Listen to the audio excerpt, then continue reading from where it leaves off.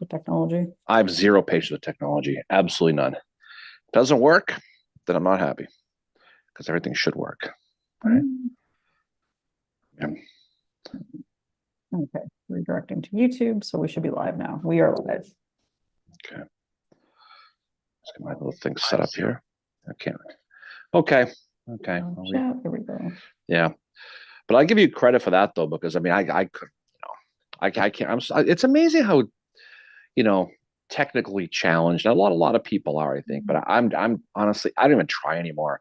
It's pretty pathetic. I don't even waste my time. Something to be hooked up Well, electronically. well, I I'm happy to do it, but I mean, I kind of have to because as a librarian, you need to be on top of technology. So you help, well, well, you help people coming in and all that, and you have to understand them. So I mean, I've just kind of forced into. Hi, Caleb. Hi, Bill. Hi, oh, hey, James. I mean, I can't even get my car rate clock right. And somehow, I don't know if this works for your car, Mary. Like my clock will get slow as the time goes on. I'll lose time. Like Mhm. my phone still is right, but then like Yeah. by the time it's time to flip the clocks again, I'm like 10 minutes behind. Yeah. I don't know if it's something to do with the battery or whatever, but I don't know. um, It's probably my but, fault. Someone blame me for that problem. Anyway, what's going um, on? How are you? it Good is. morning I to just you. want to say thank you to James because he found that the grave of, I don't know if he's my ancestor. I have to like kind of dive more into it, but the guy from the Seventh Texas, Thomas Fincher. I mean, the fact he found the grave was cool. The fact he dug him up is way beyond that's over and above, James. Well done, well done. But anyway, That's devotion. so I did a little bit of digging around because he died in January of 1862, and that was before the Seventh Texas was in any battles. So what happened is, or no, 61. He died January of 60, January 62. Anyway, I'm getting it all wrong. So anyway, it turns out that Thomas Fincher, along with like 160 others, died of disease that winter in the camp of the Seventh Texas. And then a few weeks after Mm-hmm. that, they went on to Fort Henry and Donelson, Yeah, yeah, and no. that and a bunch of them were captured there. But this Thomas Fincher guy that I was trying to find out more information about, he likely died of disease, which is a lot of them did apparently. It ran through the camp. Well, more disease, people killed by disease than by Yeah, battle. I mean, if you look at that, it's a, I know we would had Carmichael on that time. We were reading his with book, and he talked a lot about that, and we talked about before the Drew Gilpin's Foss book has a whole yeah, chapter or two on just disease in camp. If you're into that type of thing, Mary, you know yeah. that's what it is. So Bill said he enjoyed the Roanoke podcast, and then Jeffrey said that perfectly timed, starting as I just finished the latest episode. Well, Jeff, we were watching you, buddy. We he's done. Let's get started. That's what we were saying. So, no, that's a fun episode to do, though. I mean, again, we've beaten this whole thing like a drum, a horse, dead horse. But when if you really want to understand the big picture, you got to start with you got to read the small picture. Mhm. And there are a few people who we've talked to recently who appreciate that episode who are from North Carolina Yeah, because they've been screaming it from the rooftops forever about Roanoke Island and the yeah, sounds and how no one studies it. And I mean, that Virginia, North Carolina bias, I know a lot of the writers and the historians of that era came from Virginia. And so they yeah, didn't, and there's that rivalry with North Carolina. But I mean, if you want to understand the 63 and 64, you got to know 61 and 62. And the ramifications of Roanoke Island spill all the way to Fort Fisher, if you think about it. yeah, So when you're looking at holding Hatteras Inlet and Port Royal, and even Robert Smalls later on, yeah. he sails through that area. So I'm glad people enjoy it because it's a really underappreciated aspect of it, and there's some cool people involved in it too that we Yeah. haven't really talked too much about. So that was cool. Oh, I thought, it's Albert Sidney Johnson's 222nd birthday today, and Abner Perrin's 198th. Oh, okay. Thank you, Frank. Good morning, Oh, Frank. okay. No, Albert Sidney Johnson. And, who the hell we talking to him recently? Somebody about what's his name? The uh, Parton at the thing last week. We were Yeah. talking about him real.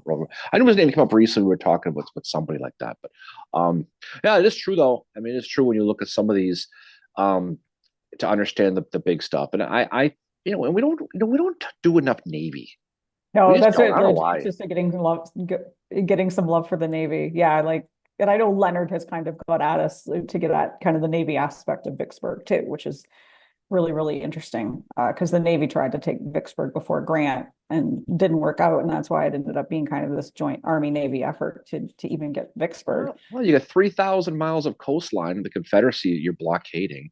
And when you look at the boats they had, they were just basically grabbing Gilligan's Island type boats, throwing flags on them and throwing guns on them. That's why there was such an issue with England with the blockade runners building those boats with the gun turrets, and they would ship them out to international waters, and the boats would meet them there and load them up, and trying to work through the international rules and the belligerency status and everything like we talked about a couple episodes ago now, I guess it was. We did the Trent affair, right? And when we talked to the Lion and the Fox with Alexander Rose years and years ago. But the Navy's intriguing though. It really, really is when you get to really take a peek at some of the stuff, because there's a lot of cool stories with that. I mean, it's mostly a land war, and we never talk about the Space Force ever, Mary. Space Force. Good morning, Maria. Yeah, maybe someday we'll do an episode of the Space Force. Yeah, Maria's on here. Caleb said that David Farragut is a fascinating, understudied individual. Speaking of the Navy, I'd like to hear an episode about him sometime. I actually really like David Farragut. He's such an interesting guy. I thought we did. No, I guess we didn't. We've talked. No, we didn't. We talked about him in one episode where you didn't believe me that he was a veteran of the War of 1812. Yeah. And I had to go find evidence of that as we were recording the episode, and I did.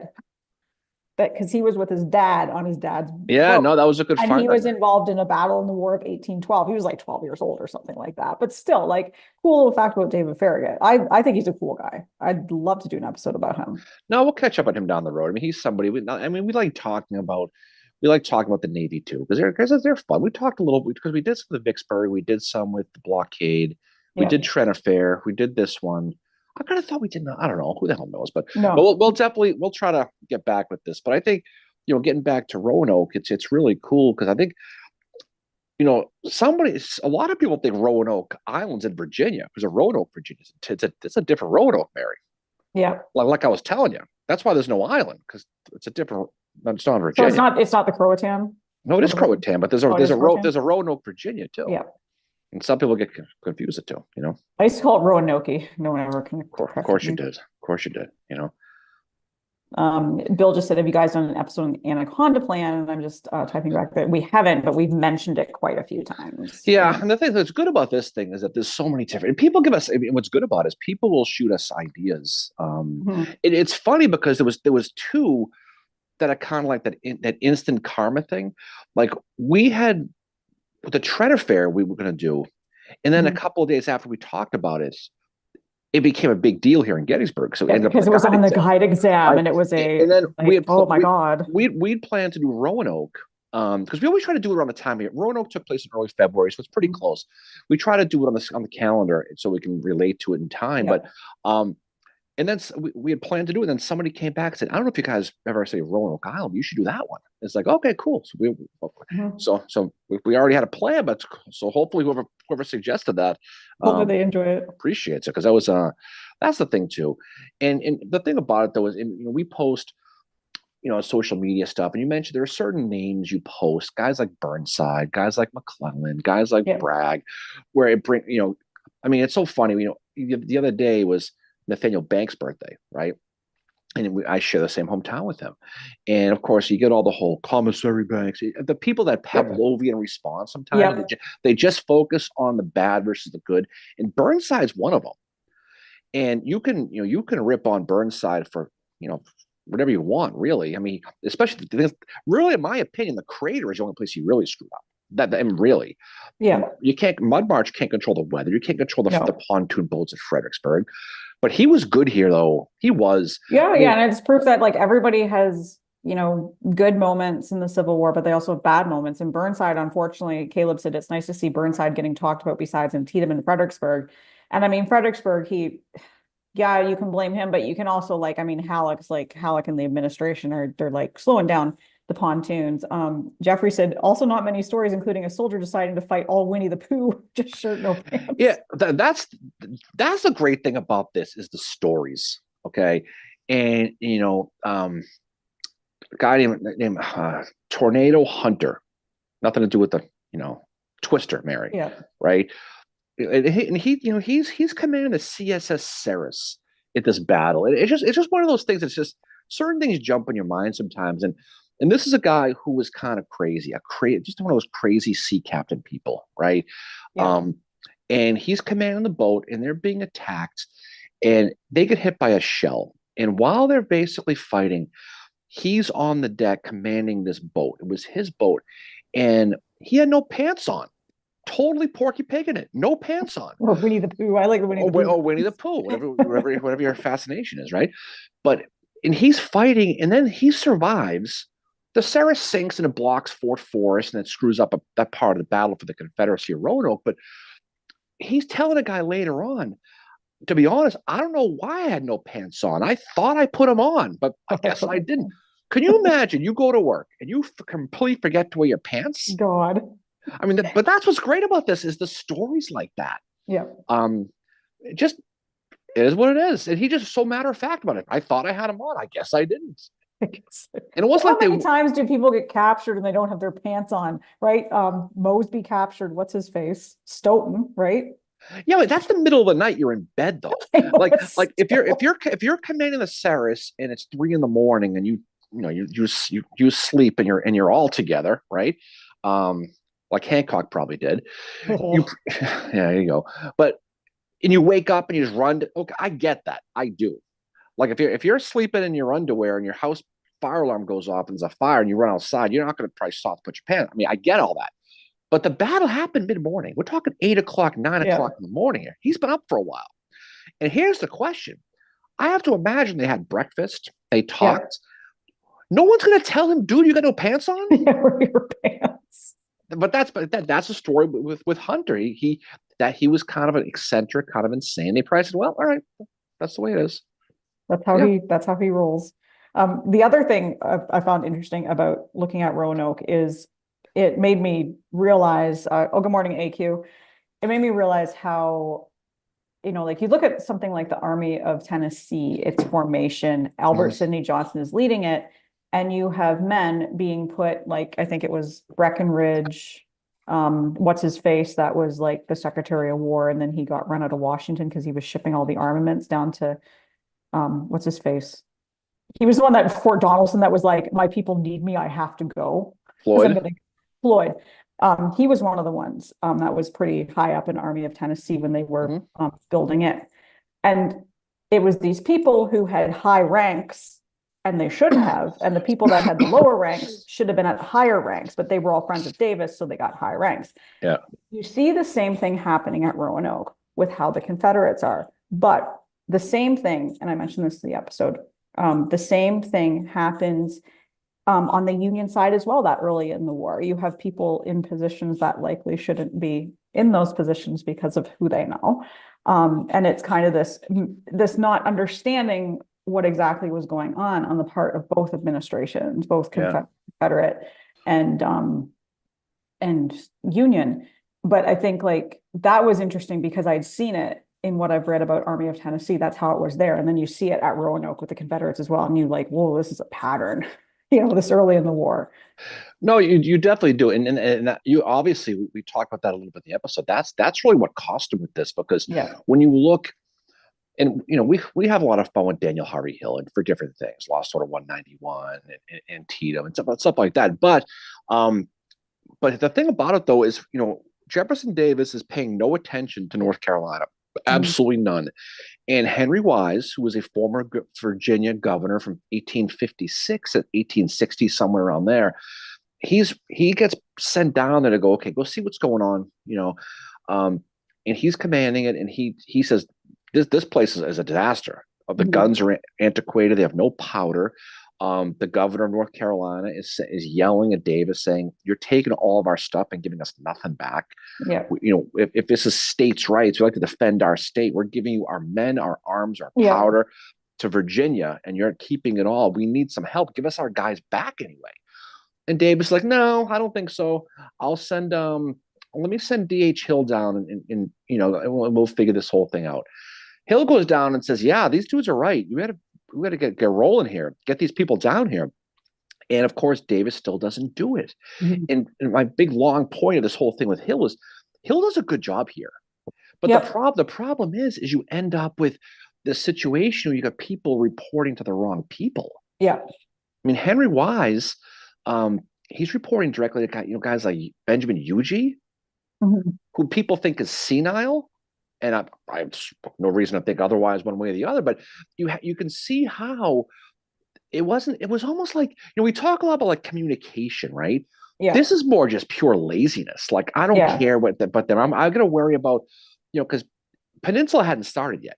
That was March of 1862. This is the fall of 61 we're talking. Yeah. And he's lining up all of his ducks in a row to guard. This is Davis now to guard Virginia.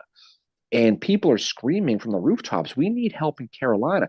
If they get these sounds and they take Roanoke, they're going to sail Yeah. right up and they're going to come right on up through in Virginia through these sounds and get to the railroad. Mhm. And Davis is like, no, I went to West Point. I know what's going on. But yeah, and that history shows that the people like D.H. Hill and Henry Wise were right. Yeah. And granted, I read more about Hill's math problems he wrote. He really had a sense of humor. Isn't that Apparently, cool? he's very disgruntled against the Yankees. Well, when we were doing that thing the other night, that's the episode the other night. I mean, I think you thought it was kind of kidding Yeah, by I was your like, reaction, seriously? but like that's true. And you can go online, you can find his math book, and that's what I did. And the one I read about the Connecticut Yankee with the apples, I mean, there's 5 or 6 or 7 of just like that. But I think it's hilarious. You notice I didn't ask you to solve the math problems about that stupid. I wouldn't be able Couldn't to. figure that one out. 13 minus 8's tough math. That is. But it just that's and he finds that this is back when he was in Washington College and then eventually Davidson. He's reading a math book finding Union bias. This is before the war. Imagine going through bias. the math book and be like, this is bias. Rewrite it. I now I got to go find a Union math book from the 1850s and read what the hell he's talking about. But I don't know. But that's how he was. And hey, whatever. You do you, man. And Bill said, I love learning about Roanoke's oh shit moment when the Rebs realized the swamp was not much of a hindrance. Well, that's the thing too. And in pure, openness here, I've never been to Roanoke Island. So I'm going by what I see in my head when I see on pictures.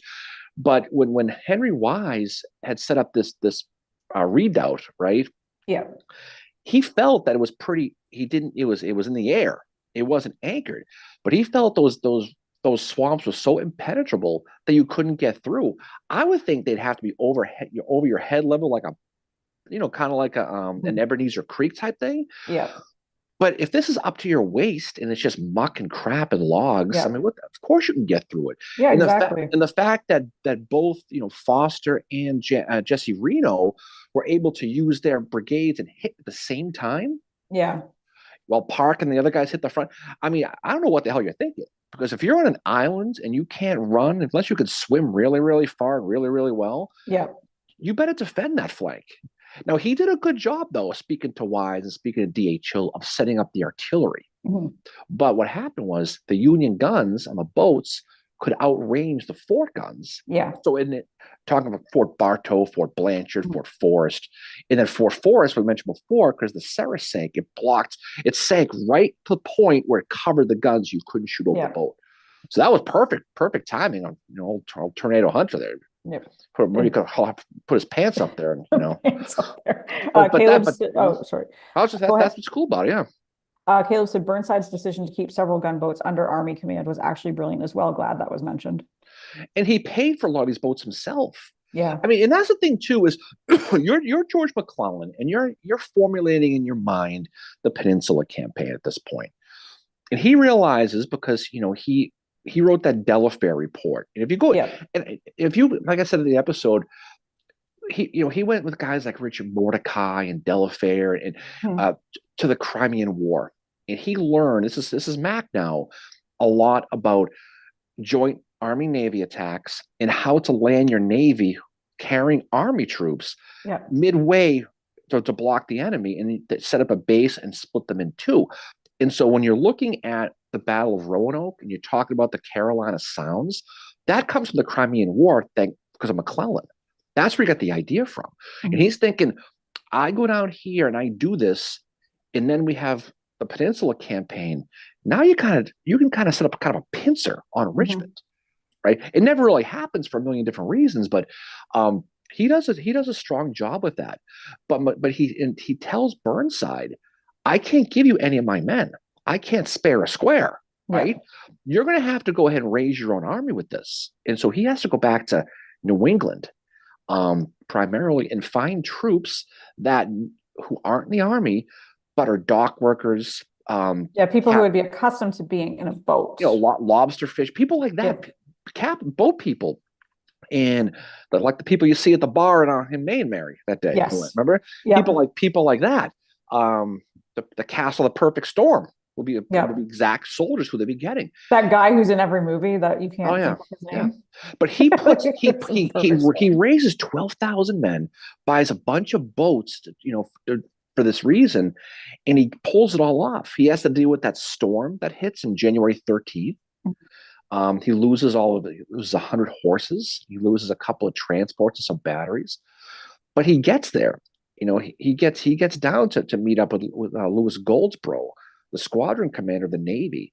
And at that point, it's just launching an attack. And the fact that they attacked it so well, where you're going to attack Bartow with the fort with the Navy, and then sneak troops up to Ashby Harbor to land like a D-Day. At that point, the battle's over. Yeah. And so that whole Roanoke thing, it's really what's important about that battle is the logistics to pull it off. The battle itself was a hammer and a nail. The Confederates had no chance once it started, but the logistics to get green troops down there with the Navy, checking your egos at the door with Burnside and Goldsborough, to pull this whole thing off, it's really that in Knoxville are Burnside's best moments. Yeah, this one, Knoxville's. I really like doing the episode of Knoxville, but this one by far is the best because it had huge long-term ramifications that affected the rest of the East. If this doesn't happen, how does Fort Fisher happen? Yeah, right? How does Wilmington fall? Which leads to what? Lee retreating from Petersburg to Appomattox, right? Yeah. See? Leg bone connects to the hip bone, right? Like we said, it all attaches to each other. Yeah, that's why it's important. That's what's cool about it. Yep. Richard said like George Washington's Marbleheaders. Yeah. But yeah, it was an interesting. Marblehead's a cool city, by the way. When we get back to Mass, we go to Marblehead. Yeah, we gotta go see AQ up there. She's not far from Marblehead. Yep. And then we go to the Perfect Storm bar. I think too, like just this episode doing it to kind of like see how this little battle is factoring into, it has ramifications down the line for the Civil War. Grant asked, could Longstreet have done anything different to take Knoxville? No, well, not really. No. I mean, the problem with Knoxville was you're in a situation, and this is kind of dumb luck. This is where weather gets involved, right? This is where weather is in Burnside's favor. Right. So you're dealing with snow and ice, and so when they have that fort built, they pour water down the sides of it on this earth, and it makes it like a slip and slide. Yeah. The troops can't get up there. And so Longstreet tries, he gets beaten up and says, you know what, the hell with this. I'm going to winter quarters. Yeah. But Longstreet was also a little butthurt because he didn't get command of Army of Tennessee too. No. But so he went out there thinking that we're actually today, speaking of Longstreet, the winter lecture today, if anybody's in the Gettysburg area, is about Longstreet, which is pretty cool. Yeah, and so I doubt they're going to talk about that, but we'll talk specifically about about basic things like his attitude too and things like that. But I think a lot of it, I mean, this is a situation where Burnside did a strong job, defending that fort. But that's a good moment for him. Fredericksburg would have been his coup de grace if those pontoons came. It would have been, but unfortunately it doesn't happen. But when you look at the X's and O's and the nuts and bolts of Roanoke, it's a brilliant campaign. I mean, it's up there. Dare I say, it's up there with Tullahoma in preparation and preparedness. It really, really is. Yeah, Tullahoma is another cool campaign. AQ mentions that at Roanoke, the 21st, 24th, and 27th Mass were there. Yeah, some people, guys like Albert Maggie, 21st. That was pretty cool. We talked about Thomas Stevenson on the 24th, and then of course Edwin Upton the 25th. These are all local guys who commanded those regiments, but especially the 24th and 25th because Stevenson is the one who went in the swamp, with Foster. So those, if you're local to that area, you probably know those names. If not, you don't. But those are people who fought with that 1st Brigade and 2nd Brigade Mhm. under Foster and under Jesse Reno. So Yeah. yeah, it's good Massachusetts representation. Good on you, AQ. Way to step up. Yep. She always steps up. She knows Yeah, her stuff. she does. She's probably not a little leg machine right now, by the way.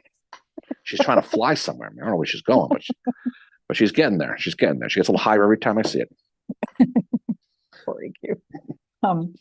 But yeah, I enjoyed, like, speaking of, Burnside at Knoxville, I enjoyed when we did that episode too, because it's again looking at something that doesn't get talked about a lot. And that's where you have Sherman and Howard going for Union support. And what's interesting too about Knoxville is that Claiborne and his men were told to go there, and they were all loaded on the trains. And then Bragg was like, "Oh, you know what? You're not going." And they had to take all his men off the trains. Yeah. Well, And Claiborne must have been like, "What am I doing? Where do you want me?" poor Claiborne. Poor Claiborne. And Claiborne, there's sort of a Claiborne-esque tie to Roanoke when we talk about Henry Shaw, remember? Yes. Henry Yeah. Shaw's the guy who would ultimately take over because when Henry Wise got sick, he Yeah. got pleurisy or he got pneumonia or who knows what he had, some kind of lung thing, and he got sidelined. And here comes Henry Shaw to take over. No experience whatsoever. He was from Newport, Rhode Island, and moved down to what we called Shawboro, North Carolina, become a doctor, and that's when he joined the military. So he's got a very similar trajectory as Claiborne, obviously without the success because he ain't Claiborne. He's Henry Shaw. He's from Rhode Island, so there you go. Richard said Jesse Reno, great on plains, great on islands, should have stayed out of mountain passes. Yeah, I mean that's tough, and he's killed. If you bend down a Fox's Gap there, he's killed literally 50 feet from the Confederate General Garland a couple of days before. Ugh. Like literally, if you go there, I mean it's funny. You see this gigantic monument for Jesse Reno, and you see a little one for Garland, but they're close. But if you're a general, that's probably the place you want to avoid. That's bad juju on that hill. Yeah. But yeah, he was. We talked a lot about in Jesse Reno, especially what he could, and that's a big loss because he would have been the Ninth Corps commander in Antietam. And nothing against speaking of Burnside, nothing against Burnside, but there's a reason why McClellan, even though he's buddies with Burnside, kind of put Jacob Cox on equal levels and says you're both in charge. Yeah. But then when things go bad, he blames Burnside. Probably because he was Burnside's friend. Yeah. I can get away with this. Cisco just called it Juju Hill. Yeah, absolutely. Juju Hill. But it's funny because when you look at the relationship between George McClellan and Ambrose Burnside, I mean, they go way back. They were 1 year apart from West Point, I think 42, 43, somewhere around there. And they both have a similar trajectory. But then when Burnside, he gets that patent for the Burnside carbine, right? And the bad side is it ends up basically being between Mexico and the Civil War. The government is not interested in buying his guns, so he goes bankrupt. Ends up at the Illinois Railroad as a treasurer, thanks to getting the job by who? Burnside. Yeah.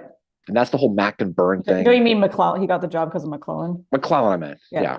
And okay, so where does the money from AP Hill come into this? Because who knows? Burnside had money because the thing is he ended up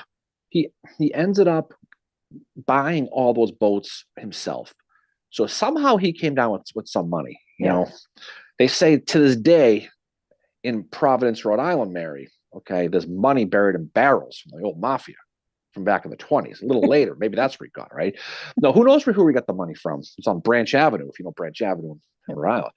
But if he ended up with owing money, and that's what happens. But he had it, but but he does have a good relationship. But somewhere along the way, that relationship clearly fractures. Something happened because the way McClellan treats Burnside at Roanoke, right for the Peninsula Campaign, and how he treats him in Antietam, is night and day. Yeah. So something must have. Who knows what happened? Jeffrey said when you guys mentioned the bromance with Mac and Burnside, I imagine they referred to themselves as Bernie Mac. Well, it's funny you mentioned they were actually referred to as Mac and Burn. That was the nickname they called them. I mean, they had the feety pajamas, the sleepovers, the whole deal. No, but they were bros. They were big time. They were really, really close. But by the time you got to Antietam, And I think a lot of it was probably on McClellan's his own personal Yeah, ego that wouldn't shock me at because all. because by the by the time Burnside's supposed to attack the Rohrbach bridge, which Yeah, is Burnside Bridge now, it's supposed to be 7:30 in the morning. People looking at Antietam and think it's like it's spilled like as the day went on. They're all supposed to attack at the same time. yeah, But I think McClellan probably saw his opportunity missed at the sunken road when he should have burst through with the fifth and sixth corps yeah, and didn't. And I think because of that, he started to blame Burnside for having the slows, which is yeah, ironic for McClellan. But yeah, again, he spoke. He doesn't.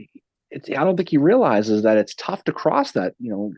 There's only one ford, which is probably 2 miles south of the bridge. He's going to attack over the bridge, and he can't do it.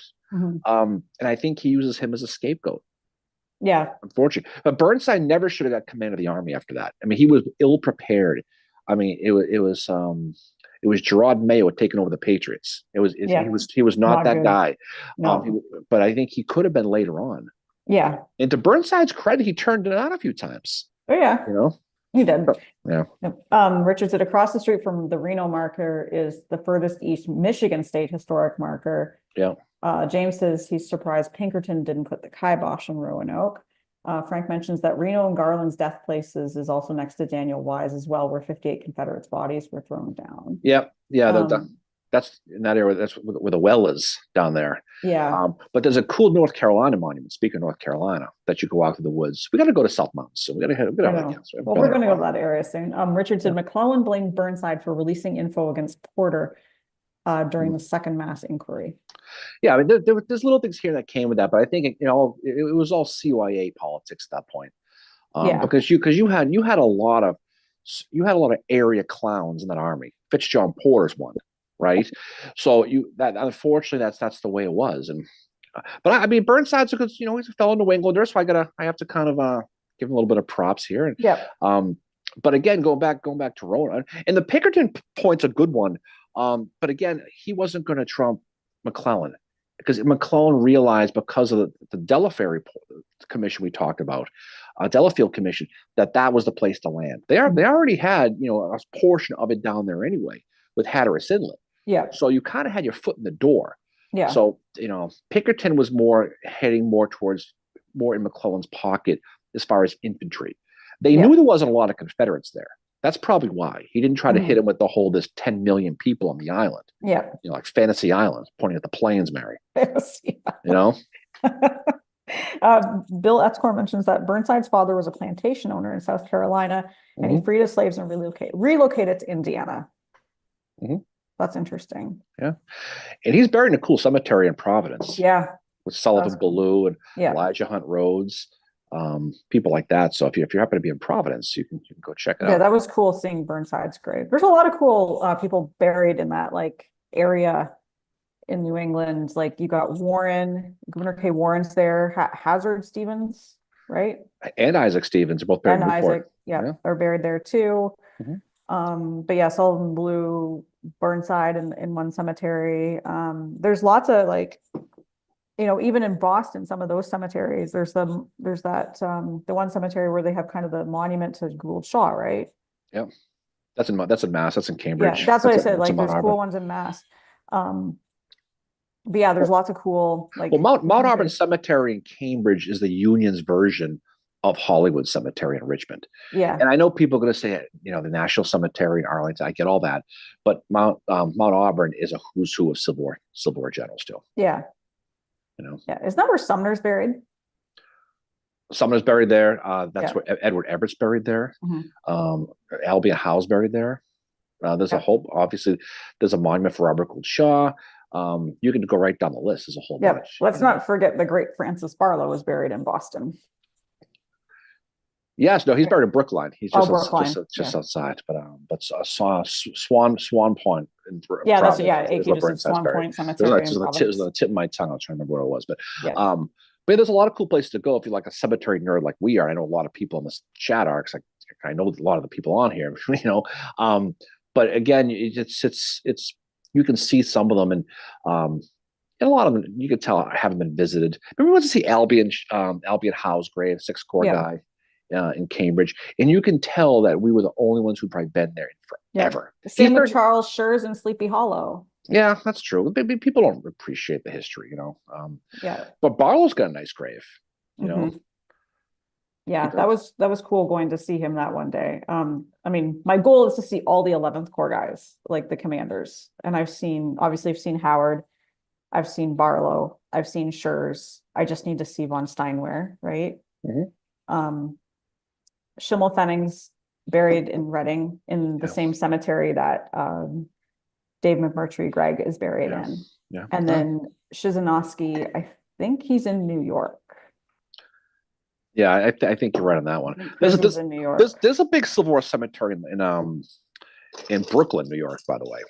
Yeah, I think that might be where Chris is buried. I'm not sure. I can't remember. A lot of Irish. I think I could be wrong. I think that's where Thomas Marr's buried.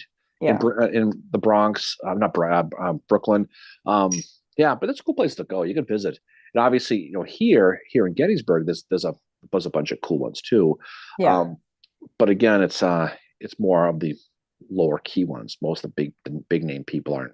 They're buried elsewhere. Yeah. AQ does mention that Barlow's crypt is in need of a lot of repair. I noticed that too when we were there. Like it's maybe you should stop hitting that wall with that sledgehammer, AQ, and leave trying to break in there. Maybe that's why you should, the one, as she mentions, the disrepair. It was Dave Ireland's grave, the one that got to me. 137 New York. His grave was not in good shape at all. Ringgold Gap, Chattanooga, Gettysburg. Everybody knows where he fought, but his grave is completely falling apart. And that cemetery should be ashamed of itself because it looks like a cemetery from a horror movie. Yeah. Like the trees, the grass is overgrown, the stones are all cracked and broken and turned over. That's what John Cleveland Robinson's buried too. Mm-hmm. That was a cool cemetery. Morning, MJ. Grant asked, what's the worst Civil War general grave condition you've seen? I would say Ireland. Ireland's probably the worst. I think I have a affinity towards Dave Ireland, for a million reasons, but his grave is the one considering all he did, he deserves better. But unfortunately, that gravestone, and it's a beautiful marker, kind of encapsulates the way his life was, which was kind of overlooked, underappreciated. That's the one I think, because most of the ones are in big cemeteries tend to be taken care of, but that one is a real shame because it's not just the cemetery, because like I said before, John Cleveland Robinson's buried just up the hill, and he's got a beautiful grave, nice and kept clean. Ireland is it's all cracking. I mean, it's falling apart. It's too bad. It is what it is, Yeah. Well, actually, Krzyzanowski is at Arlington. Oh, is he? Okay. Yeah. Okay. Yeah. I mean, that's Arlington's first name's Vladimir, right? Yeah. With the W. Like WX. Oh, his grave is really cool. I'm just having a look at it right now. Yeah, I'm trying to think. There is an 11th Corps guy buried at the Brooklyn Cemetery, though, that Andrew, Greenwood Cemetery in Brooklyn, I think. Greenwood. Yeah, Greenwood's the one in Brooklyn where I believe Thomas Marr is buried. I think that's where a lot of the Irish Brigade guys are. But that's I'm pretty sure. I mean, I could be wrong, but I think that's what I'm thinking of is Greenwood. But that's the one that has the most popular that I can think of. It's really, really cool. I would love to get there. I'm just trying. I can't. It's escaping me who the 11th Corps guy is that's buried in New York. Maybe it is von Steinwehr. You're not thinking of Schurz again? Because sometimes you miss a couple of brain cells after all the Budweiser you've been drinking. Schurz is in Sleepy Hollow. We've seen his grave, but there's one buried in New York City. Yeah. Hal's on here from Littleton, Mass. And even Chamberlain fans like me are fans of Colonel Ireland, and that's the way it should be. Like. Here's a fun fact, Mary. My godparents are from Littleton, Mass. They're both gone now. The Capones. There you go, right? Military history. But Littleton, Mass, which is a nice fun little town, but not too far away from Waltham. So Littleton, that's pretty cool. Richard mentions Laurel Hill Cemetery. I think he means Laurel Hill Cemetery. In Philly? That's a good one. That's where Meade. That's right? That's where Meade's buried. That's where Henry Bingham is buried from the Masonic statue fame. That's where Pemberton's buried from Vicksburg. Confederate is buried there too. Yep. And that's where the fake Rocky statues are from the movie. Yeah. as well. But that, yeah, Mead's grave is very modest, like some of them are. But yeah, getting back to the worst grave, it would have to be Ireland's is in the worst shape I've ever seen. Like, yeah, Ireland is. I mean, I'm sure that. I mean, God, I'm sure there are worse. I'm sure there are, but that's the one. That's a real shame. That's too bad. But so maybe if you're in the area, you can go. It's yeah, Binghamton, I believe, or as you used to say, Binghampton. yep, I did. James asked, doesn't the SUVC look after the graves? We have this Civil War GC to look after Commonwealth graves. You would think so. I mean, maybe. I mean, look, we've only been once, and maybe we just got it at the wrong time. But when we went, it looked like a tornado had gone through there. Yeah. Right. I don't mean a bottomless tornado, tornado hunter. I mean a real tornado because it was trees felled, there was grass was overgrown. Just picture the Michael Jackson Thriller video cemetery. That's what it looked like. The stones were all cracked and broken. And then his is there, and you have to climb over stuff just to get to it. And then you look at his grave; it's kind of like a box. The bottom level is all bricks. All the bricks are falling apart. You just stick your hand right in there. It's unfortunate. You can Google. You go to find the grave. You can see the grave. It's a pretty gravestone, in a marker. But what they don't show is the condition of the bottom, which looks like it's totally eroding, and it's just going to collapse of itself eventually. So maybe somebody will take care of that. I would hope so. Who the hell knows? But Hal mentions I knew the Capones. No way. Seriously? He's full of it. He says he thinks he knew them. Kathy Capone was my mother. It was my godmother. That's crazy. That's unbelievable. That's pretty cool. And Bill Etzkorn mentions there's a fundraiser to redo Reynolds' grave in Lancaster. Information's online and can be found on the BMI social media. So they're doing a fundraiser to redo Reynolds' grave. But Schurz's grave was not like falling apart. It was just lonely. Like you knew no one had been to see Carl Schurz in a long time. Yeah, but that's a beautiful cemetery though in Sleepy Hollow. Yeah, I mean, it is, and that's another one. It's a really big with a lot of famous people in there too.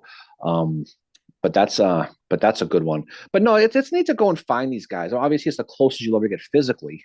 To any of these people. And so, but that's the reality of it. But it's fine. It's interesting to go because you can sort of see. I mean, when you look at remember Dan Butterfield's grave in West Point?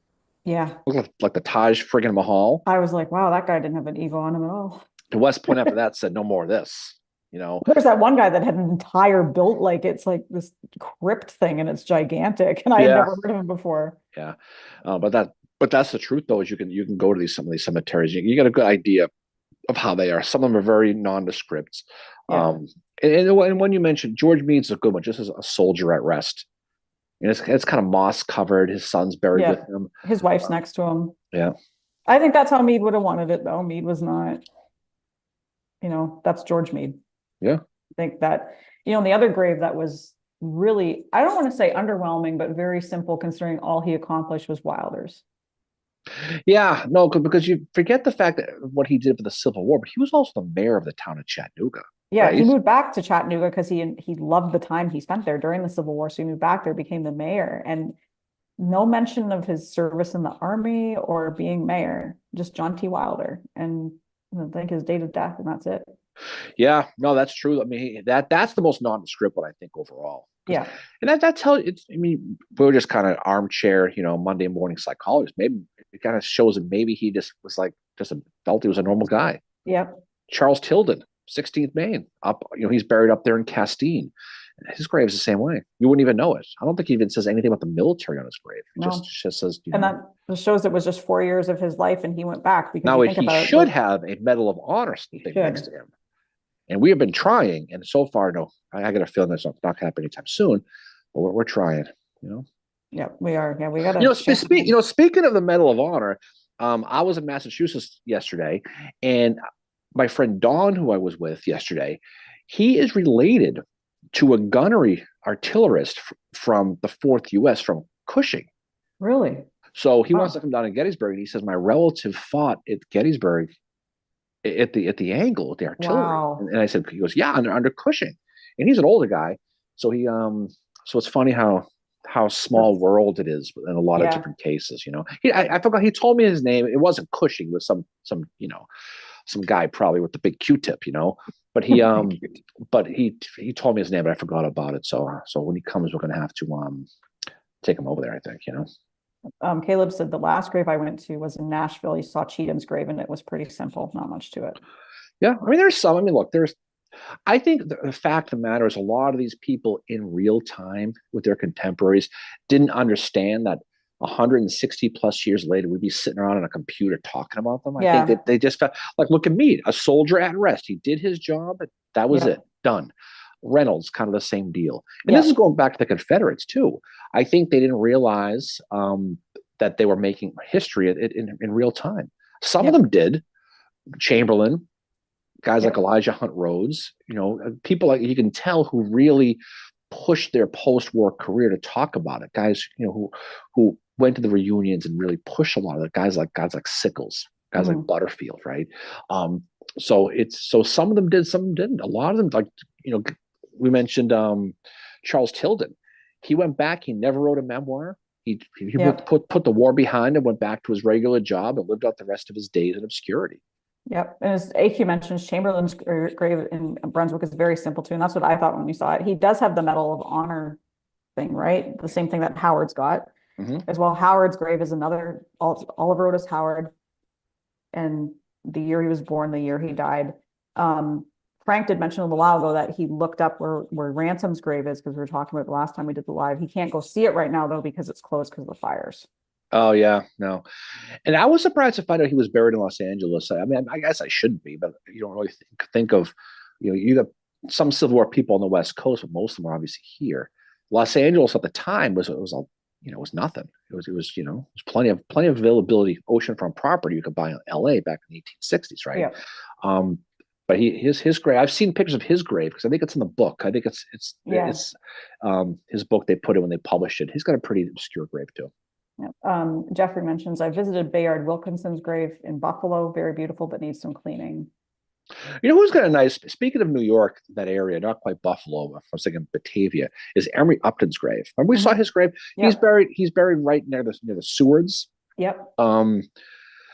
You know, William Seward, his son, who was attacked at the Lincoln assassination by Powell. And you know, Upton's story, I mean, he's got you could see a picture of his a bust of his head there in the grave, and he had a tough end, you know. Yeah. You know, he has that fantastic, you know, Spotsylvania experience, and he was just a baller guy from Batavia. If you go to Batavia, you drive on the main drag, they got a huge mural of him. Yeah, it's really cool. That's pretty cool. But he's a guy who they think probably had brain cancer, but he had incredible headaches. Finally, he said, I can't deal with these headaches anymore, so he blew his head off in a hotel room. Yeah. Oh. Sad. I mean, it's just sad, you know. I was going to say the other grave that's in New York that I would like to go see is General Thomas. Yeah. He's buried in New York. Shockingly not in Virginia. I wonder why that could be. Yeah, I can imagine why. Yeah. When your family disowns you because you choose to fight for the North, I don't think you're going to be buried in the family plot.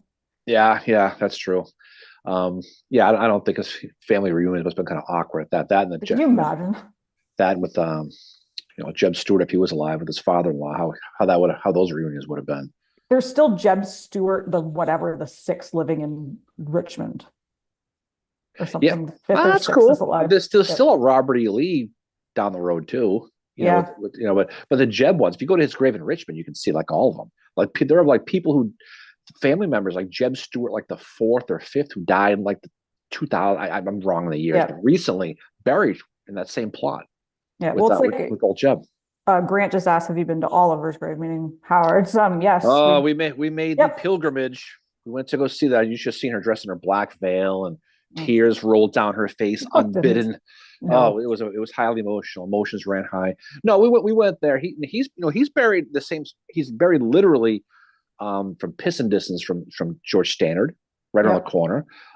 William Wells from the Confederate from the First Vermont, statue right there by the Dinosaur Bridge here in Gettysburg. So he's got a nice grave area, nice gravestone. And it's oh, sorry, go ahead. I was going to say, and buried with him are his two granddaughters. Yep, the twins who came to Gettysburg with Daniel Skelly at the monument dedication. Dan Skelly is the one who led him to the Fahnestock House. at the Battle of Gettysburg on July 1st. So And they died not too long ago, actually. one of them, I think, died in 2011. And there's still spots in that plot for family members to be buried. So that tells me there's probably still family members living in Burlington. But his grave was very simple. Like, and it's a very peaceful cemetery. It's really cool to go see. His wife is there with him. His one son is not. He I has don't one think son. Oh, yeah, but he's up in Maine, right? Do we see one no, son is buried out west because he was killed in right, but we went to see his parents' grave when we were up there near Leeds. yeah, Remember? his grandfather's buried there, but his grandmother's buried out west. It's weird how they did it. Isn't how no, I guess I'm wrong. Maybe it's Howard's mother. Isn't one of the I always thought it was yeah, isn't Howard's mother buried out west with Yep. the son? Yeah, Yep. okay, I remember that. Yeah, I remember that from before. But that's yeah, he's got a nice grave set up, and we went down to up to Burlington, Vermont, which I would suggest anybody go to. It's a gorgeous, It's so cool up so there. pretty, right on Lake Champlain. But we went to go see. We saw Howard's. We saw where his he lived Yeah. down, which is a campus fraternity house at Yep. UVM now. Really awesome. And so we went there to go visit it, and there was a graduation party about to start. There's a bunch of kegs in the front yard and the big fraternity letters on the wall. Like I can only imagine Howard. Somebody somewhere has that bedroom that he Where he died in, died. right? The ghost of Howard has probably seen some bad things, Mary. I'm just telling you right now. Okay. But we walked likely the route that he walked every day. We went to the church where he went to church every day, where his funeral was. Yeah. So it was great being where he lived. And Burlington is such a cool town. And his son was an engineer or architect, and he designed a lot of the older buildings in the town. And I think Howard just finally found like his home there. And it was really it was cool being there where he was. Like that was probably the number one Civil War grave I wanted to see. Obviously, I want to see Sherman's. I want to see Thomas's. I've seen Grant's. Yeah, the Grant one's really cool. Remember Yep. the guy recognized us on the podcast? Remember that day That was we were in New York weird. City? And they kind of gave us a behind the scenes private tour after the tour group left, of like Yeah, he brought us real down low and everything. That was cool. That was neat. yeah. But James asked, "Where's Traveler buried?" you know what? That's a good question. I don't know. I know they moved him recently. There was a big furor about it. You know what? I don't know. That's a good question. Yep. Oh, von Steinwehr's buried in Albany. Albany. Albany, yeah, Yeah. yeah. But no, but there's a lot of cool. Remember the time that one day it was before you moved on. You were still in Canada. When I went to Salem that day. Remember, I went to go see Yep. old Benjamin Butler's grave. Yeah, Bill just Lowell. asked if you'd been to Butler's grave. Yeah, yeah. He's buried right next to Adelbert Ames because they were related, and they have these two huge, like obelisk-y looking graves. Yeah. But the problem with that cemetery is you can't get to the gravestones. Like I mean, it's not in the nice area of Lowell. Lowell is No. is a story in itself. But the area where the cemetery is, it's kind of a rundown little town cemetery, but their graves are in the back, and it's walled off by like a big wall, and you can't get in there. But it's like gorgeous and perfectly kept. But remember I took the picture with the spoon. Yep. Yeah, in front of his grave, you can like peek through the wall and kind of lean your head in a little bit and take. I remember, yeah, but yeah, I've obviously, yeah, definitely been there, but it's a cool little area. Yep. Richard said Old Baldy is in a row home in Northeast Philly. Yeah, he's the one with his head sticking out of the wall, right? Yes, it's very disturbing. They cut his head off, stuffed it. It's really disturbing. Little Sorrel is at VNI. Rienzi is at the Smithsonian. Rienzi was the one horse where when I saw him, I was like, this is a big horse. Like, he's gigantic. I don't know. Like, Sheridan would have needed a step stool to get on the horse. Like, that's how big Rienzi was. Little Sorrel was a smaller horse. Well, you would need like a cherry picker to get you up there then. Well, same height as Sheridan. Please. Let me guess, 5'4". Yeah. And then I don't know what happened to Grant's horse, Cincinnati, his favorite horse that he was given after the battles for Chattanooga. I mean, a lot of these guys had multiple horses. I mean, obviously, Traveler is one you associate with, with Lee, Lucy Liu and all that, but Traveler's the one. And I haven't thought about the Traveler story in a while, but I know they moved him, and I don't know why they would have done that actually. But didn't no actually didn't they leave him there and just change the stone? I think something like that. I mean, I It's could be like wrong, but he's a horse. I think, and I could be wrong. I think they left his horse bones on the ground, Yep.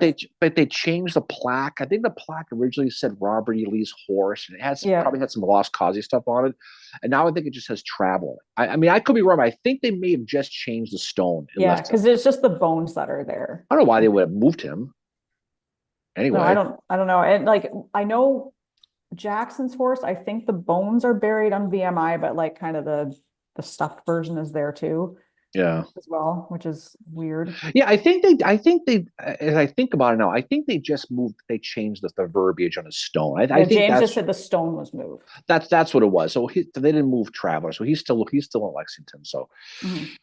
all right, well, that's good. I was gonna have to look that one up, but I remember that Yep. story now. Yeah. Now, speaking of Robert E. Lee, I've been reading I've been doing a lot of reading the past few days and reading Gelzo's bio on Lee. Anybody who's not read that, highly encouraged to read it. I'm like 120 some pages in, I can't put it down. But I'm to the point where he's the superintendent at West Point, a job he didn't want.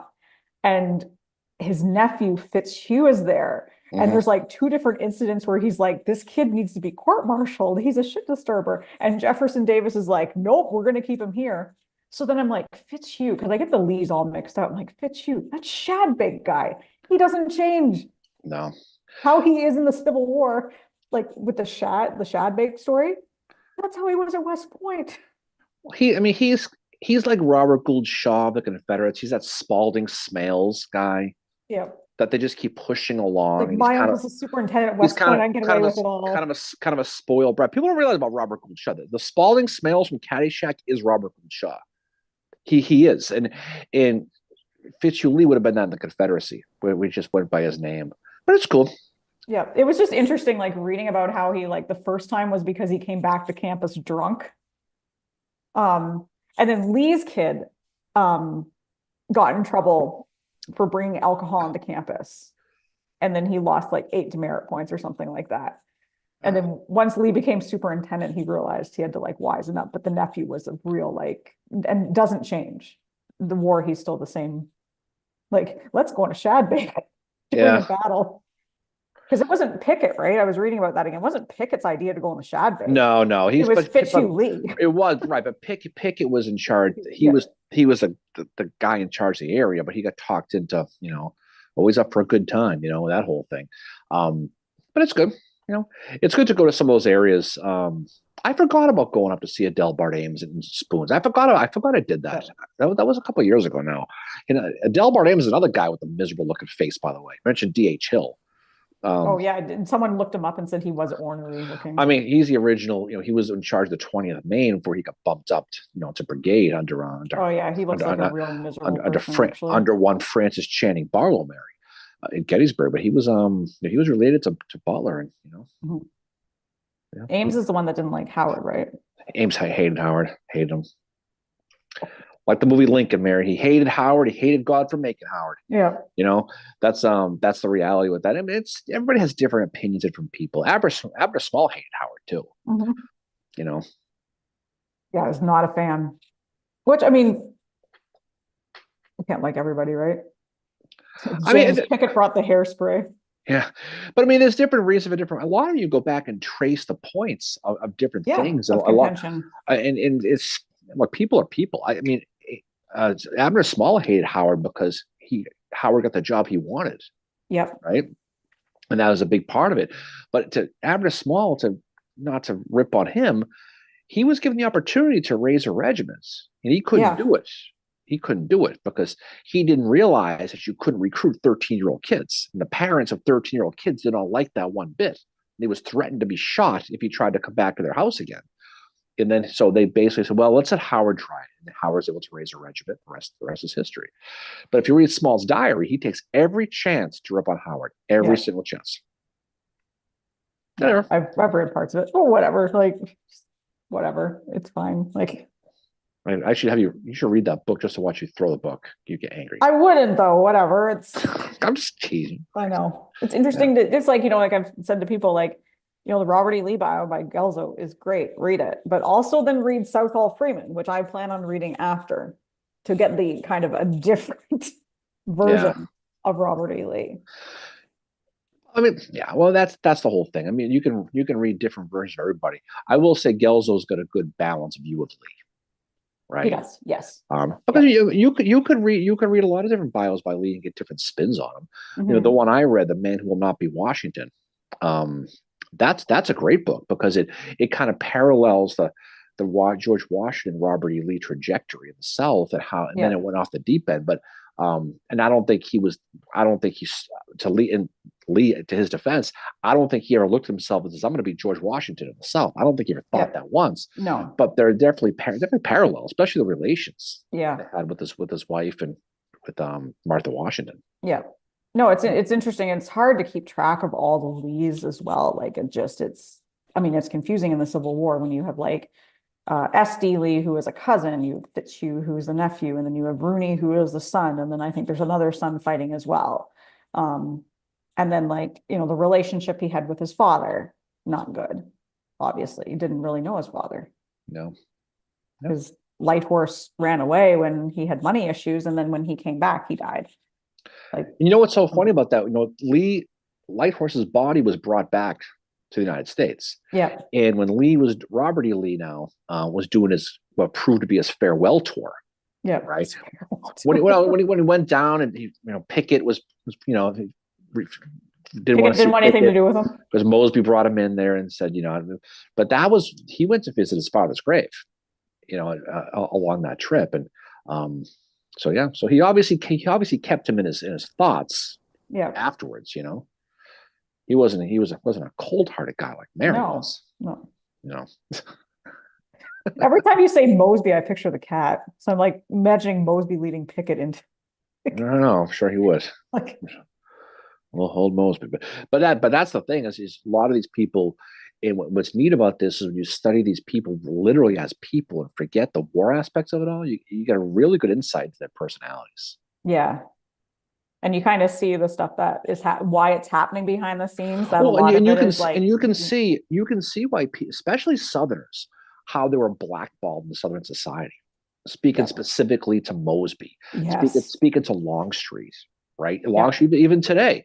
I mean, you go. We're going to go to this lecture here in a little while with old Carlton, hmm okay, and about Longstreet, and there'll be somebody there who will get butthurt if someone says something positive about Longstreet, the Lee yep, people. And I remember I went to saw a lecture online not 2 years ago now. I don't know who the hell did it, but comparing Lee and Longstreet's legacy at Gettysburg, and you can see where the trail went off, and it's specifically when Longstreet was in New Orleans, yep, and he became more of a Republican and brought those black soldiers in to, yeah. to fight against the Confederates. They had that riot down there after the war. Did not make And, Jubal Early happy. Meanwhile, no, Jubal Early's fled to Canada. but they didn't. Right, but a lot of these guys were never forgiven. I mean, Mosby himself, couldn't even come back into Virginia for No, years. I he mean, couldn't practice we, law. we went to Carrie's thing, Janie. She talked about that, and people Mhm. don't realize. You look at Mosby now; he's a hero of Virginia. Everybody loves Mosby. Facebook posts, there are all kinds of pages dedicated to Mosby. But he was a persona non grata, Yeah. right? He was like you with the mind. You can't go in there, right? Yes, I can. I know, I'm just teasing, but that's how he was though, and a lot of it is because of the politics. We say more politics is everything, Yep. and hell, I know some people today who politically you can't talk to anymore because of how they feel about certain things. Yeah. But at the end of the day, um, that's tough coming out of that war. And Yeah. Mosby did a lot to help Reconstruction. I And, will and give Mosby this much. He stood by what he believed post-war. Like he was like, I want this country, back together. And that's why he was hated. He was a scallywag, the same way that Longstreet was. And men like Jubal Early, who are spinning this lost cause narrative, meanwhile, he's spinning it up in Canada, which is interesting. They don't like that. And there's some people that say that Longstreet is vilified instantly at Gettysburg. That's not the it's not case. true. It's And there, not the there and case. there are books about that, which is just wrong. Yeah. It's just wrong. And that the thing about it is, Longstreet you know, he was in Jackson, but that Jackson Lee thing is overplayed too. Mhm. You know, he lost his left arm. I lost my right. That whole quote. But at the end of the day, they were both subordinates. Yeah. And when Lee went back to Richmond before the Battle of Fredericksburg and needed someone to take over, he picked Longstreet, not Jackson. Yep. Right. So that whole thing's a little overplayed. But again, all the issues that from James Longstreet, the whole thing with him sitting and pouting with McLaws over at Gettysburg on July 2nd, a lot of that stuff came out later because there was that Lee versus Longstreet faction that came up after Longstreet. You know, he did the blasphemous thing of trying to help rebuild the country afterwards. Yeah. And even John Brown Gordon tried. But he was focused more on giving Georgia back home rule and Yes. putting the Democrats back in charge. But he played along. He played the game with He's a that. rather corrupt individual. No, he was God. He was yes. No, he was with guys like Stone and those guys. They absolutely were. But Mosby would go on to become basically Grant's quasi campaign manager. Yep. U.S. Grant, which was obviously not a popular event down south of Mason-Dixon line. But Longstreet was the one because once he became that commissioner of New Orleans and he started hiring blacks, that was unacceptable. And then Yep. next thing you know, all the anti-Lee stuff starts coming out. Yep. And the battle lines are drawn between the two. I mean, Lee and Longstreet, right up through the end. I mean, he was someone who was obviously a very valued commander, Yep. someone who was probably his most valuable commander, especially if the Jackson went. With Yep. apologies to Ewell, and Well, I think Sleepy that too, Hill. that Lee, and that lecture that we went to, and Grant said Mosby said he got more grief from ex-Confederates than his former enemies after the Yeah, war. I remember Carol Janney saying that. sure. But there, He tried to set up an insurance company in Virginia, and they threatened to firebomb his damn store. at that point, he's like, you know what? At that point, We're I mean, done. he left. No He left. more. He went north, didn't come back for years. I mean, this is John Mosby. If it wasn't Yeah. for John Mosby, I mean, he would have, that whole Northern Virginia area, the cavalry. I mean, he was so for all the pomp and circumstance that Jeb Stuart gets, or John Hunt Morgan gets, or these people, Mosby was probably the best one Oh because yeah, he's and by for him far the best and one. to have your back turned on you so quickly because of politics. Again, the war's over, people. You have to try to rebuild here a little bit. Yeah. And Mosby got it, Longstreet got it, guys like Early didn't. But again, it's tough. It's not to rip on Early. It's hard to mend fences after people have been shooting at you for 4 years. Yeah. Old habits die hard. Edmund Ruffin didn't take it too well either, if I remember correctly, Mary. Very grumpy individual. No, but that's the reality. Yeah. Some people were able to move on, and some people couldn't, Yeah. and it's still being fought today. We've been in certain parts of this country, and people, Oh I my God. Yeah. I wore my Union Kepi hat one time down a Front Royal, just because I had it on one day, and we went to Belle Boyd's house, and the curator was just a dick to me, and it was because I wore the hat, Yeah. That happened to me and, at and, Chickamauga. and I wasn't sitting there taking some victory up. I just happened to have it on for whatever reason, and like little things like I'm like, where's your bathroom? Oh, it's broken. No, it's not. I saw a guy leave it. No, it's broken. I'm like, all right, fine. I'll go pee on the side of your building. How's that for a freaking day for you, dickhead? But Well, like that's when I was at Chickamauga and I walked in with my Sherman shirt on, and the guy at the desk, I went over, we were kind of talking, and he's like, that guy on your shirt is a murderer. And I was like, yeah. whoa, okay. And I walked away from the conversation. I was just like, It's I'm not doing that. And I think, one of the reasons that Longstreet is starting to be reassessed in history is thanks to Liz Barron and her book that has shown Liz Barron's like, book on Longstreet is by far the absolute gold standard on James Longstreet. yes. I mean, it's not even close. I mean, it is. If you want to learn the insights that you want to dissect and analyze James Longstreet, read Liz's book because it is perfect. Mm-hmm. Because it captures his personality, his politics, his soldiering, the whole deal. Where a lot of the other books on Longstreet are hero worship books on Longstreet. I'm sorry, it's true. It is. Okay. Yeah.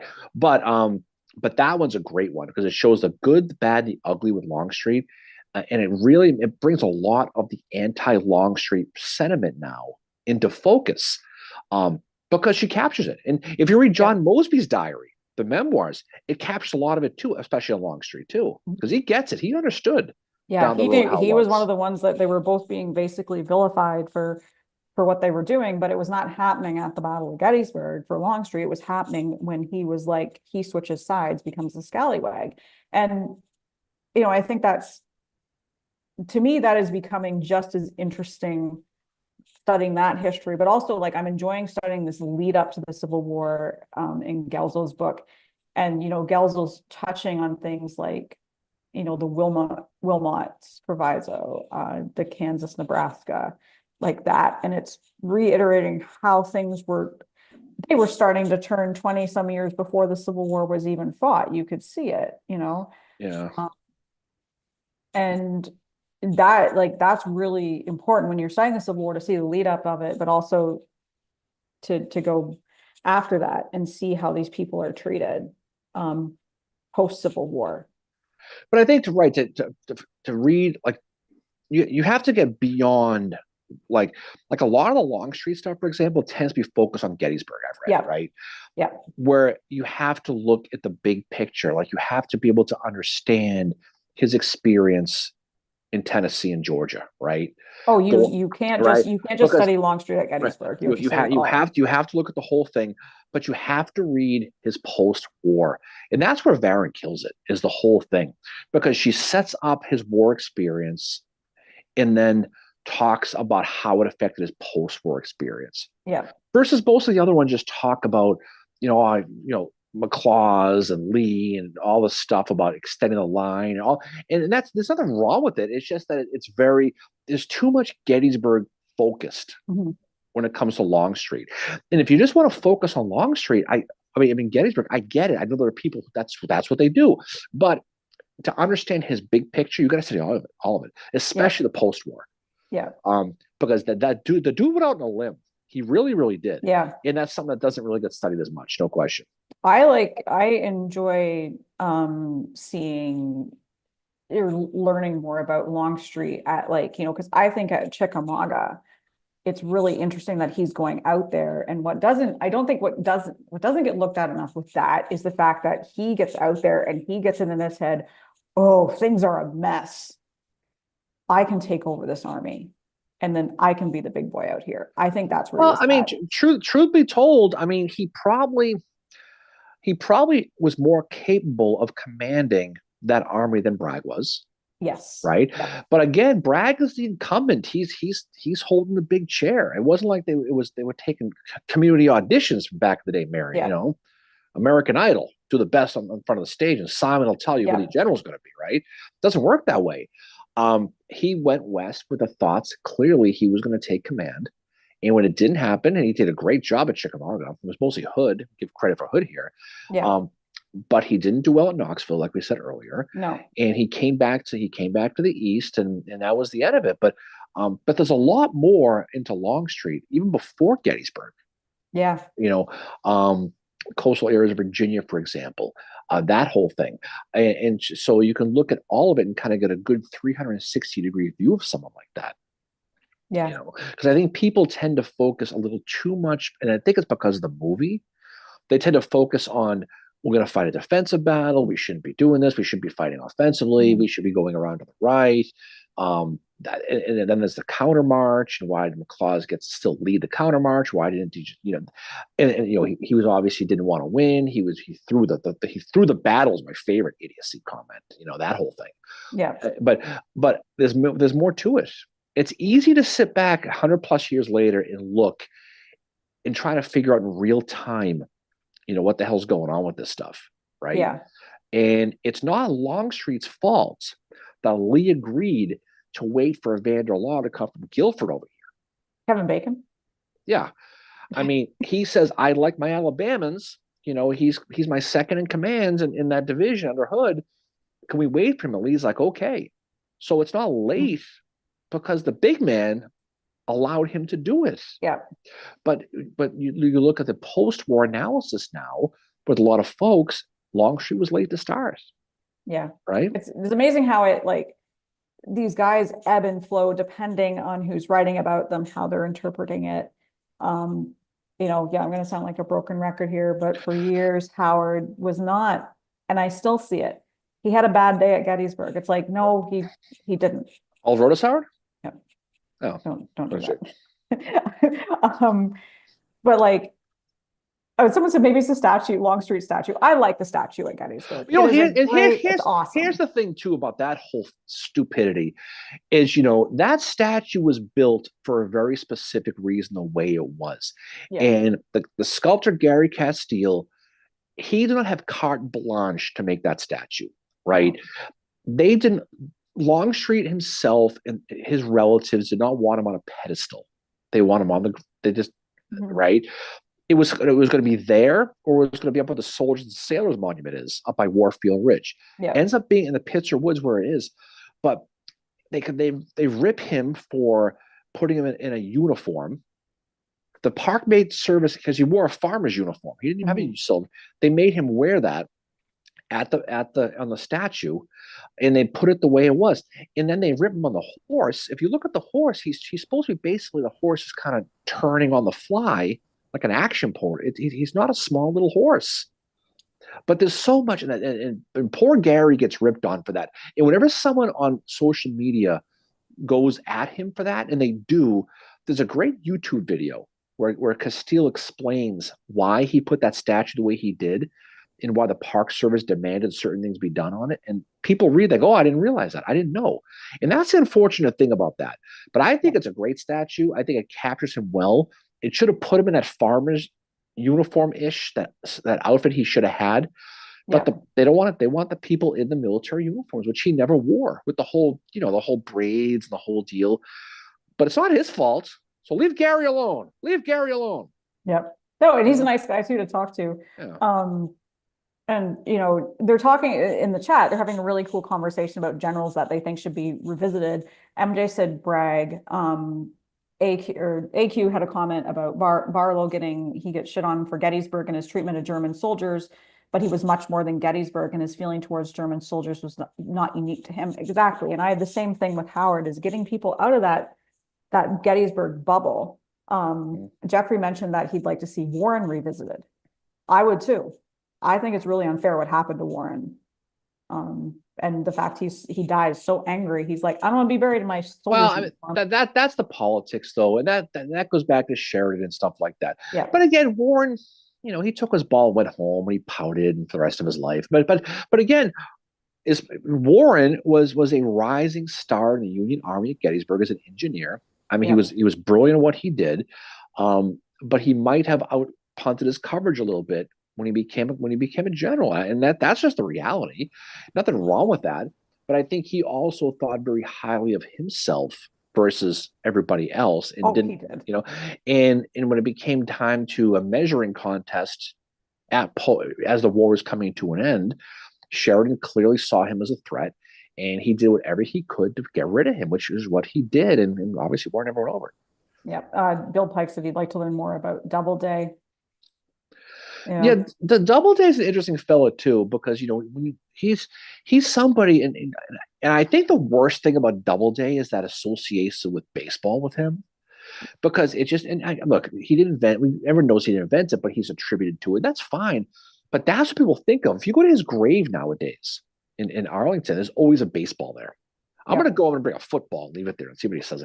Right? Someone will be like, what is this? But I mean, he was someone who, looking into some of these battles, Antietam, for example, right at the beginning from Fort Sumter, he has a good day at Gettysburg, and he kind of got screwed by John Newton, right? Because I mean, he's the one, after Reynolds goes down, has to take over that aspect, which is why there's a hilarious headquarter monument down by the Mooney Monument. There's no way in hell he got a headquarters there, but he's somebody who unfortunately gets labeled kind of a clown because he wasn't liked by a lot of people in the government. Well, it's because he was, again, this goes back to the politics in the Army of the Potomac. Doubleday is one of the few abolitionists. Right, that's a big part of it. And we saw that a lot. We saw a lot of people who were open abolitionists who kind of got stuck in their promotions got stuck in the drawer in a lot Yeah. of cases. And he's one too.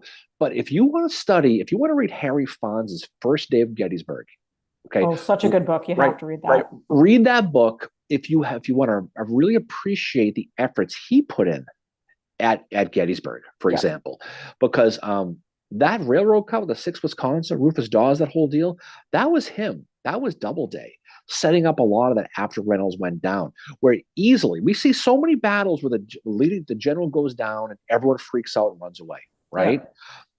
Iron Brigade notwithstanding, but he's able to keep them there, keep them calm, keep the attack going, and then able to help fend off the Confederates attacker from the north now coming Yeah. from the railroad cut.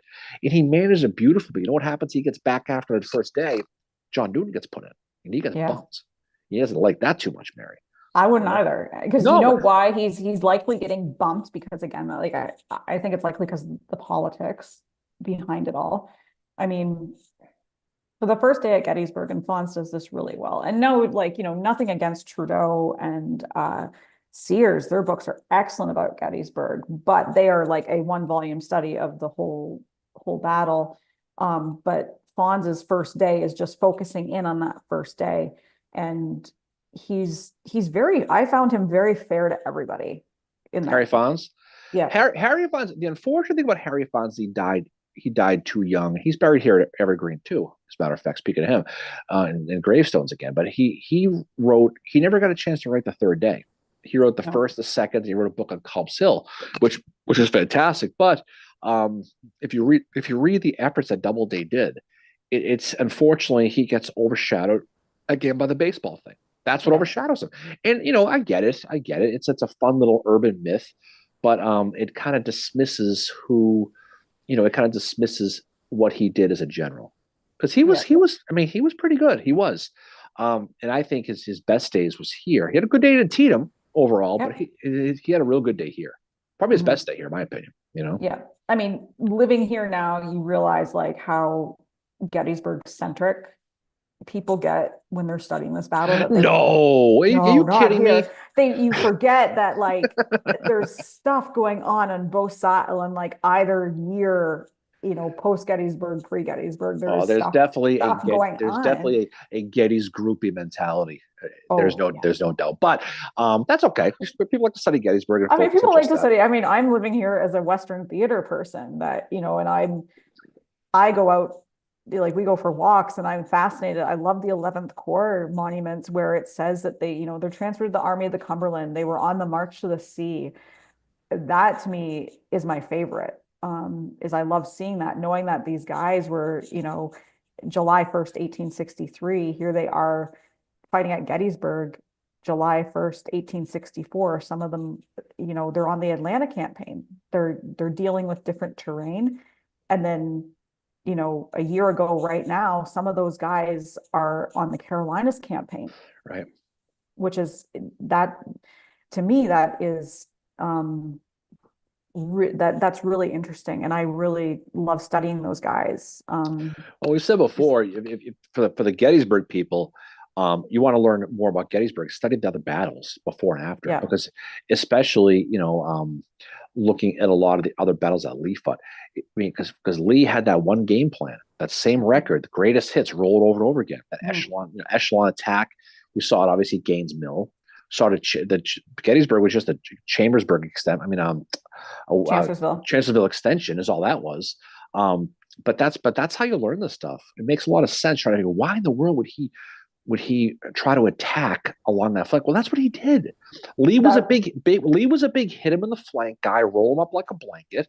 That West Point 101 stuff. That's how he was, and it worked. So why the hell wouldn't he? Yeah. But unfortunately, he would be easy to defend later when you're Grant, when you get to Overland Campaign, because he's like, there was a defensive coordinator for the Pittsburgh Steelers, Mary. His name was Dick LeBeau. Okay. And Bill Belichick knew how to beat him every time, because every single time they played the same defense. The phrase they always used was, "We do what we do." So they figured out what they would do, and the Patriots lit them up every single time, and they never made a change. So when you get to Grant at Overland in '64, he knew how to beat Lee. Yeah. Now he screwed up at Cold Harbor by trying to attack frontally with inexperienced troops, but for the most part, he knew how to beat him because he knew the game plan. Yeah. And that's what happens. You fall and you get stuck in a rut sometimes. Um, this is not an affront of Robert E. Lee, but No. again, he was somebody who didn't really adapt. He didn't really change his game plan. No, He he did. was very much by the book. What he had done always worked. And what I really enjoyed about the the Gettysburg Roundtable lecture where we went to Mhm. was when the gentleman's name that gave the lecture is escaping me, but it was a very interesting lecture. And the thing I liked about it was that, you know, what you said about Lee doing the same thing over and over again.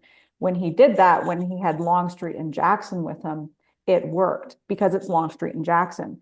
But then he loses Jackson, and there's no other Jackson to replace Jackson. Um, and then when Longstreet gets taken out of the game for a little bit, 1863 comes back, but then he gets wounded. There's not another Longstreet to replace him. And you have these subordinates moving up that they're good, but they're not Jackson and they're not Longstreet.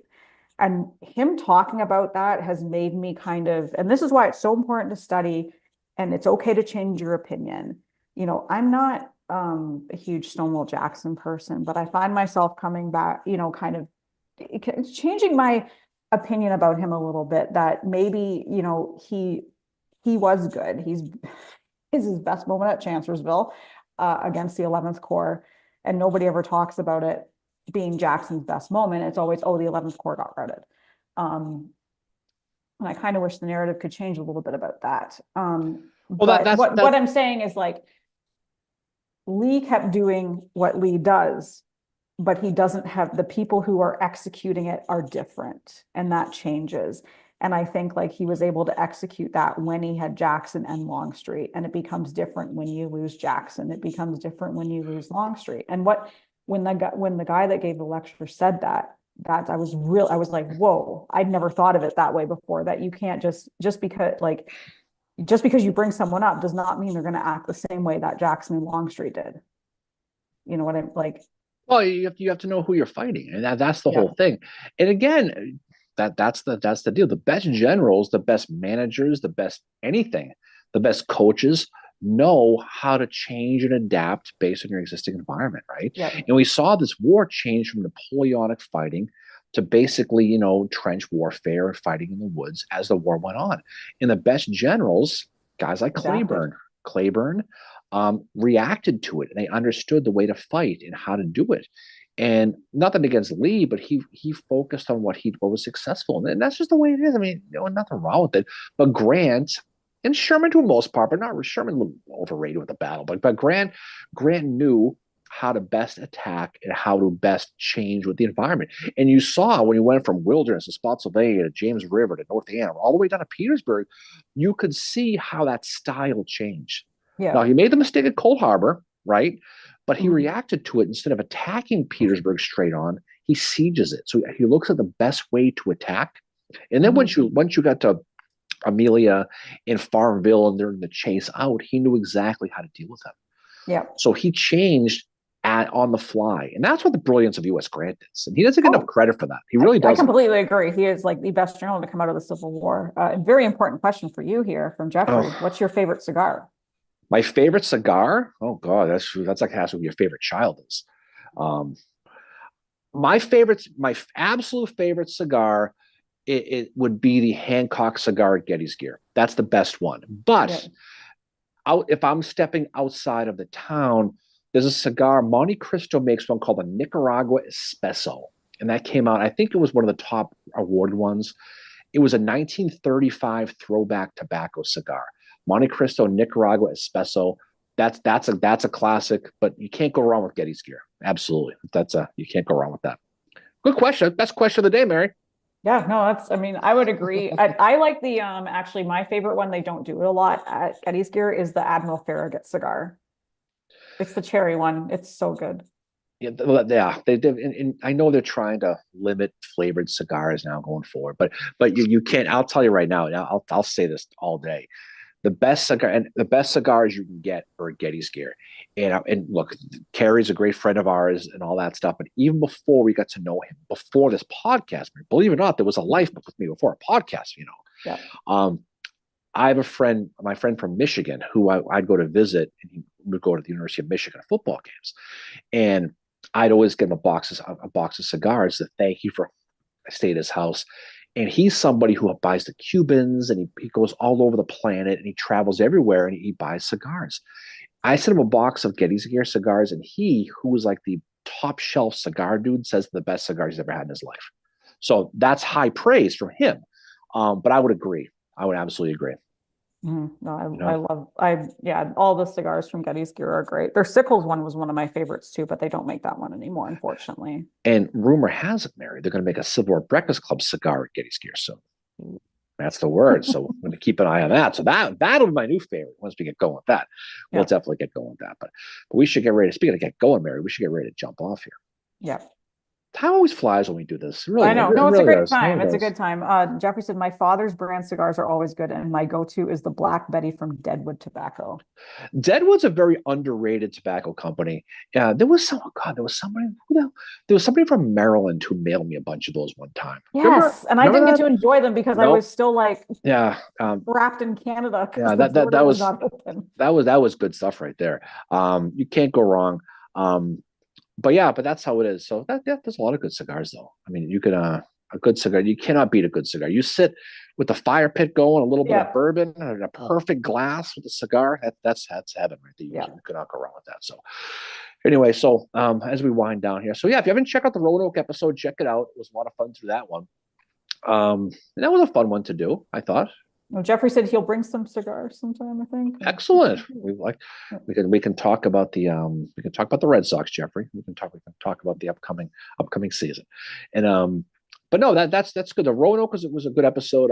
We got some plans for some stuff coming up down the road. We just got to figure that stuff out now that things are settling in a little bit here and our lives are slowing down a little bit with running around and jumping all over the damn planet, Jeffrey says he's coming to Gettysburg in April. Well, definitely reach out to us, Jeffrey. We'll definitely look forward to emptying some glasses and smoking some cigars. So we'll definitely look forward to that. No question. Well, that'll be awesome. And thank you to everybody for joining us and for listening to the Roanoke episode. And if you haven't yet, please give it a listen and let us know what you think. It's always fun doing these. So I think we'll be back next weekend we'll just have to figure out which day, Saturday or Sunday. I don't see why. I think we got nothing going on next week, right? Yeah. We'll announce it by Thursday is when we usually announce. Wednesday or Thursday, we'll announce what day we're gonna do it. But no, definitely. So February, it feels like it's getting a little warmer, maybe a little bit. It was beautiful yesterday. I got out for a walk on the battlefield. It was beautiful. Definitely. So nice. So everybody have a great rest of the weekend. So enjoy your day. It's Pro Bowl Sunday, Mary, the greatest day of the football season. That never was. No, it's a joke to even do that. And then Super Bowl's next weekend. So we'll have to do a Super Bowl episode next weekend. As Philly, Kansas City. Holy crap. Cool. That's like syphilis or gonorrhea. Which one do you want? I'd like the meteor strike. Yeah, it is what it is. All right. Anyway, we'll have a lot of fun with that. So you guys have a great rest of the weekend. Thanks for jumping on with us. We really appreciate this. Anybody's jumping on for these silly little talks we do, but we definitely appreciate it. So hopefully listen to the episode. Hopefully, if you're in town, reach out to us. Always up for a beer. Always up for battlefield. Always up for shenanigans. So definitely talk to that, and we'll go from there. Yep. And some good, and also good Littleton Mass talk today, Mary. I can't believe you think about Kathy Capone it's sad they're gone now, but it's good to think. Make it gets the mind going a little bit back in days of yore. So all right, anyway, have a great weekend. We'll talk to y'all soon. See y'all later. Peace out. Bye.